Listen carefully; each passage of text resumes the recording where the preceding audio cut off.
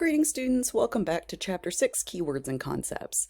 So we learned in the last slide about operant conditioning and how reinforcement and punishment are incredibly important when it talks about learning. So let's learn about the types of things here. This is going to be contrary to what you would think it would be, so let's pay attention.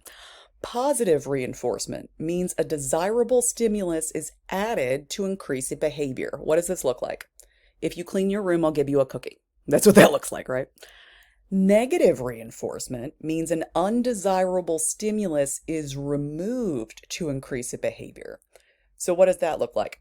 Do any of you have a car that has a feature that if you try to drive when you're not wearing your seatbelt, it beeps at you? That's negative reinforcement. You put your seatbelt on to stop the beeping, right? This is not a punishment. This is just removing an undesirable stimulus, okay? So make sure you have that. And then we have the different types of schedules of reinforcement. So it talks about a fixed interval reinforcement schedule versus a variable interval reinforcement. So a fixed interval is going to be delivered at predictable time intervals. The easiest explanation of this one is your paycheck. Your paycheck is a fixed interval reinforcement schedule. Every 2 weeks, every month, every week, whatever it is, you know you're going to get your paycheck, right? Whereas a variable interval reinforcement schedule is delivered at unpredictable time intervals. So maybe one time you get something after 5 days, another times it'd be after 2 weeks, and other times it'd be after a month, right? This is different than a fixed ratio reinforcement schedule or a variable ratio. So a fixed ratio means it's delivered after a predictable number of responses. So let's say after every 8 times you do something, boom, you get a response. That's a fixed ratio, right? Whereas a variable ratio reinforcement schedule is delivered after an unpredictable number of responses. And honestly, the easiest example of this is a slot machine, right? Eventually it's going to pay out. You don't know when, right? No clue. And then getting into, this was actually more with the conditioning, but just where it fit on the slides, we have the idea of a cognitive map. We all have these. Cognitive maps are a mental picture of the layout of a space. So it does not matter where you are right now. If you closed your eyes, I bet you could, in your mind, walk through your house and tell me where things are laid out, right? Because you have a map of that space in your brain. Okay, moving on.